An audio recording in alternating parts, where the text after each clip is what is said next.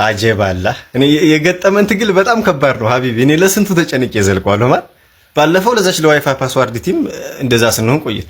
ጭራሽ ዛሬ ለጠፈው እኮ ነበር አበቃቅተን ገለውናል እኮ ማዱኬ ጀግና ሀቢቢ በቃ ነፍስ ነው የዘራሽብና አይ ዶንት ኖ እኔ እኮ ከባድ እኮ ነው። ተው ምላችሁ ይሄን አራት ዋንጫ ምላችሁ አርሰናል መቼ ፐርፎርም እንደሚያደርግ አናውቅምና እኔ ኢቨርተንን ነበር ሳስብ ነበር ከዚህኛው ጨዋታ የበለጠ ስጨነቅ ነበር ለኢቨርተኑ ነበርና ጭራሽ ዱብዳ መጣብን። በጣም አሪፍ እኔ ትልቅ ፖይንት ነው ብዬ ነው የማስበው ሀቢቢ። የማይገባን ውጤት ነው ይዘን የመጣ ነው። ስፔሻሊ ፈርስት ሃፍ የቡካዮ ሳካ ፐርፎርማንስ ማን ሺት ማለት ነው።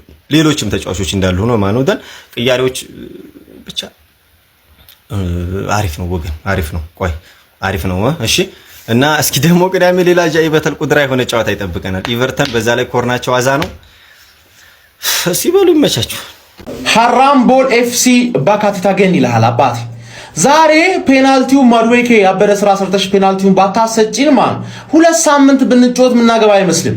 ገባርለ እኔ እኮ የትላንቱን ላይን አፑን ስንሰራ ራሱ ያልኩት እኛ ብዙ አንጠብቅባችሁ፣ ከቻላችሁ አንድ አግቡ፣ ከቻላችሁ ሁለት አግቡ። ገባርለ አንድ ሊገባብን ይችላል። ኦፍ ኮርስ አንድ ገባብን፣ አንድ አገባን፣ አንድ ኩል ኖርምዬ ማንም ተጫዋች ሰዓት ኤነርጂ ያልገደለ ምናምን ነገር ገባ። ሐራም ፉትቦል ገባ። ጠላትን የሚያቃጥል አንተ ምን አባ ነው የምትቃጠለው? በሜዳችን አምጥተን ልጥፍ 3-4 እመነኝ። ዛሬ ተጠንተዋል እንዳለ ስክሪፕታቸው ተበልተዋል ነው። በሜዳችን ጠብቅ ገባርለ መቀልበስ አለማስፈለጉ ራሱ እኔ በጣም አስደስቶኛል። ገባ ምክንያቱም አንድ ጎል ማግባት የሚያስችል ያህል አጫወታ ራሱ አልጫወትም። እውነታውን ይወራ ከተባለ ማለት ሐራም ፉትቦል ላይናፑን አይቼ ተናግሬያለሁ። ትላንት ላይናፕ ሰራ ተናግሬያለሁ። ገባ የሚጠበቅ ነገር ስለሆነ ማለት የምትጠብቀው ነገር እኮ አያቃጥልህ፣ ማትጠብቀው ነገር ነው የሚያቃጥልህ። ተረዳኝ አይደለ? ጠላት ተሸነፋችሁ ብሎ ቋጥሮ ፍሬውን አፍርጦ አልተሳካለትም። በሜዳችን ይሄ ባየር ሊቨርኩሰን ያሸንፈናል ብለህ ካሰብክ ይመቸማል፣ ይሳካለት ማለት ነው እኮ የሚሄድበት የዋንጫ ፎከስ ማድረግበት የዋንጫ ቶርናመንት አልጎደለኝም ነው የምልህ ፓፖቴ። ገባ አይደለ? ምን ሆነ ነው በዛብኝ፣ እንደውም ትንሽ ይቀነስ፣ ግን ይሄ አይቀንሰውም። አራት ይቅማል። ኔክስት ዊክ ጠብቅ። ምን አለ በለኝ። አሁን ኤቨርተን ነው ፎከሳችን። ዛሬ ትሬኒንግ ነው የሰራ ነው። ለኤቨርተን አሪፍ ትሬኒንግ ሰርተናል። ያየናቸው ነገሮች አሉ፣ እናወራበታለን። 90 ደቂቃውን ላየ ሰው አቻ መውጣታችን በጣም ጸዴ ነው። ሳንሸነፍ መውጣታችን በጣም ጸዴ ነው። አይዶን ነው ምን ሀፕን እያደረገ እንደሆነ አርሰናል ቤት ውስጥ አንዳንዴ ግራ ነው የሚያጋባው። ሳካ ዘንድሮ እንደ ሳካ ሙድ ያዘብን ሰው የለም። በቃ እንደ ሳካ ሙድ ያዘብን ሰው የለም። ምንም በቃ ከሲዝን ከሆነ ሰዓት በኋላ ይነቃል ምናምን እየተባለ አልመነጨቅ ያለው ሳካ ነው። ያው ማርቲኔሊ ሻምፒየንስ ሊግ ይሆናል ብለን ታገስ ነው፣ ግን ምንም ቻልካ አይደለም። ይሄን ጨዋታ አሸንፈን በ2-3 ባዶ ምናምን ልዩነት አሸንፈን መውጣት የነበረብን ፕሪሚየር ሊጉ ላይ እንዳንጨናነቅ ነበረ። ግን አሁን ፕሪሚየር ሊጉ ላይ ተጨናንቀን ሻምፒየንስ ሊጉንም ተጨንቀን እንትን ልንል ነው። ኤኒዌይስ ግን አቻ መውጣታችንን ግን 90 ደቂቃውን ላየ አቻ መውጣታችን በጣም ፒስ ነው። ይመቸን። አሁን የአርሰናል ነው የአውሮፓ ሻምፒየንስ ሊግ ዋንጫን ይበላል የሚባለው። ወንድሜ ቀሉን ተውና አርሰናል ከፊት ለፊቱ ስንት የዓለም ዋንጫ ፍጻሜ ጨዋታዎች አሉበት። ለምን ሲባል ነው የሚሮራውጠው? ለምን ሲባል ነው ጉልበት የሚያወጣው? ኳስ አርሰናልን አታዘውም። አርሰናል ነው ኳስን የሚያዛት። እንዴት አድርጎ ሲፈልግ ከኮርና፣ እንዴት አድርጎ ሲፈልግ በረዶ ኦና ሆኖ ይጫወታል። ሲፈልግ ያክለፈልፋል። ጉሮሮክ ድርቅ ብሎ ውሃ እስከሚጠማህ ድረስ ሲፈልግ በኦፕን ፕሌይ ያገባባል። ሲፈልግ ፔናልቲ። ሳካ ትንሽ ደከመ እንዴ? ስኳድ እኮ ሲድረስ ማዱኬ ይገባል። ፔናልቲ። ይሄ እኮ ነው የሚፈልገው። የመልሱን ጨዋታ ቀላል ያድርግለት ነው የሚባለው ሊቨርኩሰን። አርሰናል ሁለገብ ሁሉን ነገር ማሟላት የሚችል ቡድን ዘንድሮ አርሰናል የሚያቆመው ያለ አይመስለኝም።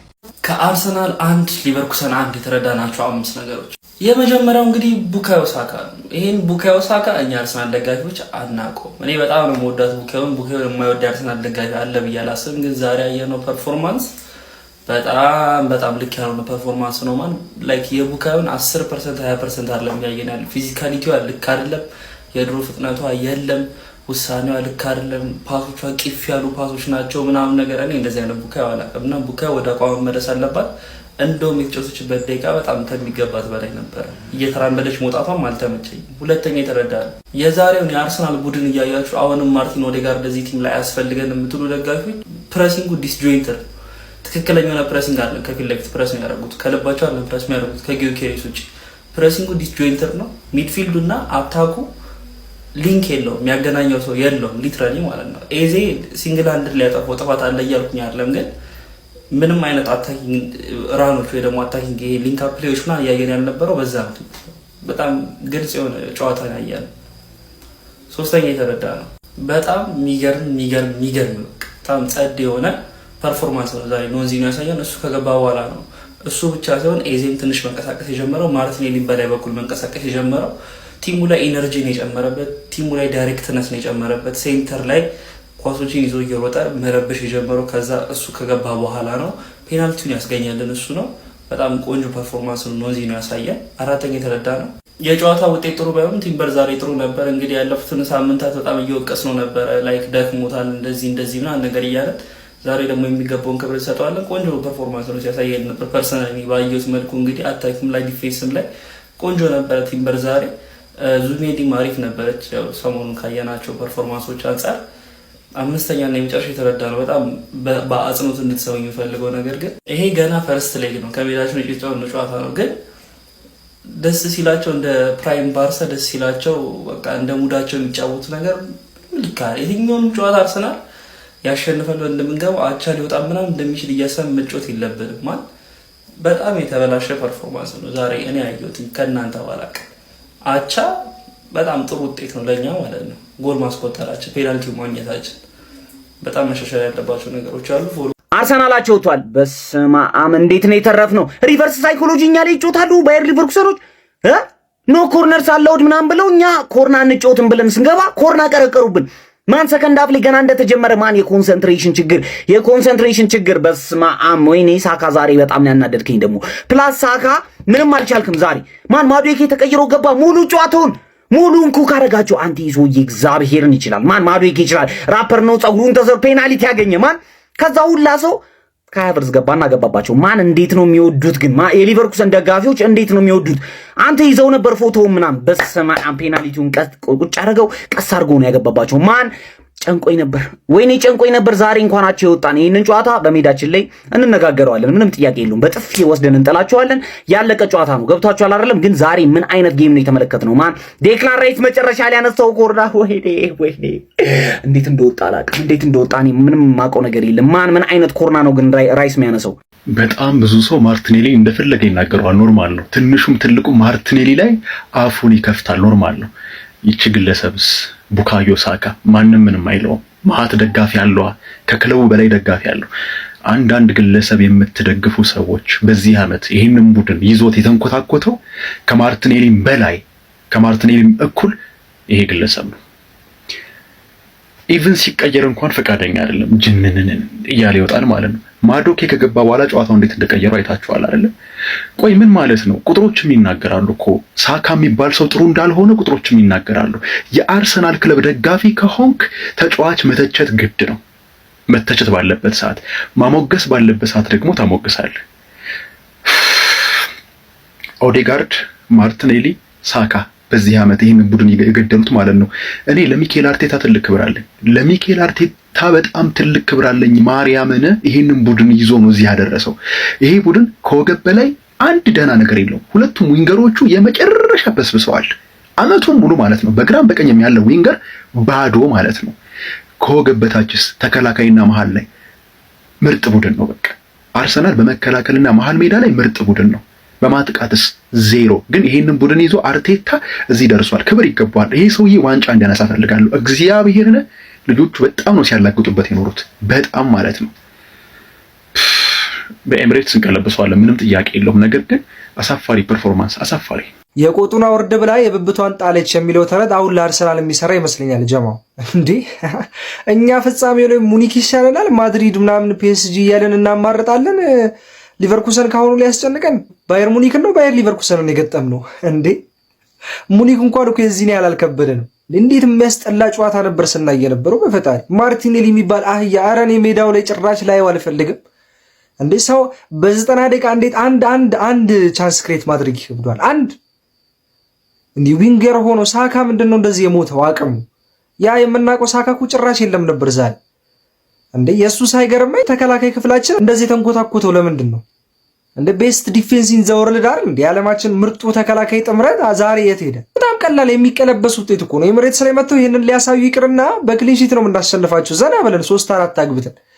ግን ደግሞ ስንትና ስንት የምናለም ሰዎች ግማሽ ፍጻሜ ላይ ባርሳን ከዛ ሙኒክን አሸንፈን ምናምን እያለን የምናለም ሰዎች ሊቨርኩሰን ካስጨነቀን በዚህ በፉል ስኳድ ምንድነው ታዲያ የምናደርገው?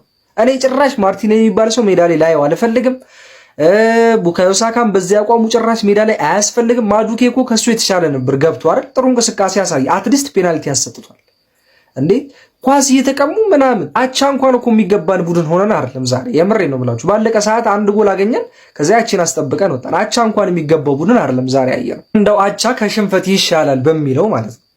ኤኒዌይስ በሻምፒዮንስ ሊግ የመጀመሪያ አቻ ውጤታችንን አግኝተናል ማለት ነው። ጀማው ቀጣይ ሳምንት ማክሰኞ ዕለት ሊቨርኩሰንን በኤምሬትስ እናገኘዋለን። ያኔ ምን አይነት ቡድን እንደሆነን በደንብ ማሳየት ያለብን ጊዜ ነው ብዬ ነው የማስበው። አርቴታ ነቃ ብሎ ቡድኑን በደንብ አደራጅቶ ለመልሱ ጨዋታ ራሱ ሬዲ ማድረግ ያለበት ጨዋታ ነው። በደንብ ተፈትኗል። ቀላል አይደለም። ቻምፒዮንስ ሊግ የኖካውት ጨዋታዎች እያንዳንዱ ጥሎ ማለፍ ቢሆኑም እንደ ፍጻሜ ነው መጫወት ያለብን። በቃ ዛሬ በሊቨርኩሰን የተማርነው ይሄንን ነው። ኤኒዌይስ ዘና በሉ፣ ተረጋጉ። ሌላ ደግሞ አፋችሁን እከፍታለሁ ብላችሁ የምታስቡ የሌላ ክለብ ደጋፊዎች ካላችሁ አድቡ።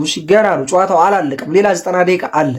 ማዱዌኬ ዛሬ ከውርደት ነው የታደገን። እግዚአብሔርን ከውርደት ነው። በቃ 2 ታጠፋለህ፣ 1 ትክሰናለህ። በቃ ደስ የሚለው ነገር ይሄ ነው እና ዛሬ ከውርደት ነው የታደገን። ኪንግ ካይ ፔናልቲውን በደንብ ቢያስቆጥረውም ግን ደግሞ የማዱዌኬን ስራ ለማድነቅ በጣም ንፉግ እንደዛ ጥቅጥቅ ብሎ በተለይ ጎል ካስቆጠሩ በኋላ በቃ እኛ የምንታወቅበትን ሴት ፒስ እነሱ አስቆጥሮ ማለት ነው ጥቅጥቅ ብሎ አባቴ መከላከል ትጠላለህ ነው የሚል። ግን አርቴታ ራስ ምን ለማድረግ እንደፈለክ እኔ ምን ሊገባኝ አልቻለም። እስኪ የገባችሁ ሰዎች ኮሜንት ላይ ነገሩኝ። ምንድነው ያደረገው?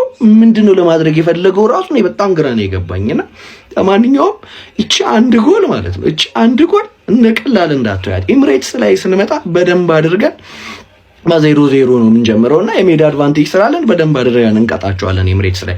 ለማንኛውም ማለት ነው አቻ ወተናል። ይመቻችሁ። ማዱዌኬ ያስጨበጭባል። የሌሎቻችሁ ሬት በጣም ወርዳችሁብኛል። ኮምፕሊትሊ ሙሉ በሙሉ ኦል ኢን ኦል አርሰናል ዛሬ ወርዶብኛል።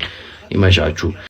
ምስጋና ይግባውና ለጋብሪኤል ማጋሌሽ ከከፋ ውርደት ያ ሁሉ የስቴዲየም ዕዳ እየተከፈለ አርሰን ቬንገር ፕላን ሲና ፕላን ዲ ተጫዋቾችን ይዞ በቀደም ብሎ ምናልባትም ከዚህ ቀደም ሲዝን ቀደም ብሎ ተጫዋቾች እየተጎዱበት እየደከሙበት ከሚመጣው ውርደት የባሰው ውርደት ከመዋረድ አትርፎናል። በሰውነቱ በሁሉም ነገሩ እየተከላከለ ማለት ነው። ከዛ ውጪ የተረፈውን ነገር ምንም መናገር አልፈልግም። ምንም ነገር ምክንያቱም 1000 ጊዜ የተናገርኩት ነገር ስለሆነ ምንም ነገር በቅያሬዎቹ ዙሪያ ኤቭሪቲንግ፣ በተለይ በቅያሬዎቹ ዙሪያ ደጋግሜ ብያችኋለሁ። ጀስት ታካሚው ሐኪም ቤት ደርሶ ሲጠብቅ ውሎ ልክ በሩ ላይ ሐኪሙ መጥቶ መኪናውን ፓርክ ማድረግ ሲጀምር ታካሚው ወጥቶ ወደ ቤቱ ይሄዳል። የቅያሬያችን ሁኔታ እንደዛ ነው። ከዛ ውጪ የመጨረሻ ደረጃ በክራንች ካልሄዱ ወይም ደግሞ ተጎድተው 3 ወር 4 ወር ከሜዳ ካልሄዱ በስተቀር ተጫዋቾች እንደማይቀየሩ እያየን ነው። ከዚህ በኋላ በትልቁ የምፈራው ነገር እነዚህ ቅድመ ጥንቃቄ ሊደረግባቸው የሚገባ የነበሩ እንደነ ዴክላን ራይስ፣ በዋነኝነት ዴክላን ራይስ አይነት ተጫዋቾች በጉዳት 3 ወር 4 ወር እንዳናጣቸው ነው የምፈራው። ምክንያቱም በዛ አይነት ሁኔታ ካልሆነ በስተቀር ክራንች ይዘው ገብተውም እንደማይቀየሩ ያየሁበት ሁኔታ ነው ያየሁት። ሳካ ከጉዳት ያልተናነሰ ሁኔታ ውስጥ ገብቶ አንድ ኳስ በስርዓት ማቀበል፣ መቀበል፣ መሮጥ አቅቶት ባለበት ቅጽበት ከጉዳት ባልተናነሰ ሁኔታ ሆኖ ሊወጣ ችሏል። ከምንም በላይ የነሱ ድክመት ላይ ተመስርተን ጥሩ ውጤት ይዘን መውጣት ችለናል። ከዛ ውጪ በጣም በአውሮፓ መድረክ ላይ ከነ ማሲሞ ቡሳካና ከነ ሆግ በመቀጠል ሌላ አልጋ ወራሽ የሆነ ስቱፒድ የሆነ ዳኛ አይቻለሁኝ። ስቱፒድ የሆነ ዳኛ ዝም ብሎ በባዶ ሜዳ እንደ አፍሪካ ዳኞች በማንቧረቅና አይን በማጉረጥረጥ ለመፈራት የሚጥር አይነት ዳኛ፣ ምን እንዳደረገ ማያቅ ዳኛ፣ ፋውል የተሰራበትን ተጫዋች ለምን ፋውል የተሰራብህ ማለት እስከሚመስል ድረስ ሄዶ ቢጫ የሚሰጥ ምናምን አውሮፓ መድረክ ላይ በዚህ ስቴጅ ላይ በዚህ ደረጃ ላይ ቢጫ ካርድ ምን ማለት እንደሆነ ለሚገባው ይገባዋል። ነገር ግን እንደዚህ አይነት አማተር ዳኛዎች ደግሞ ያለቦታቸው እንትን ይልባሉና እንዲህ አይነት ጨዋታ ዳኝተው ይወጣሉ። እንኳንም ከዚህ በላይ ኢንተንሲቲ ያለው ጨዋታ አልሆነ፣ ብዙ ስህተትም ሳናይበት እንኳን አለቀ። ኤኒዌይስ ዳኛውንም ምኑንም ተውትና ሁሉም ነገር ስም መጥራት አልፈልግም። አንድ ሰው ላይ የሚደፈደፍ ዕዳ ነው። አንድ ሰው ላይ ሁለት እግር አለ፣ ሁለት ዛፍ ላይ ነው የምወጣው፣ ሁለቱም እግርህ ስፕሊት አድርጎ ይወድቃል። ይሄ ነው እኔ መጨረሻው የሚታየኝ። እናንተን ሀሳብ ኮሜንት ሴክሽን ላይ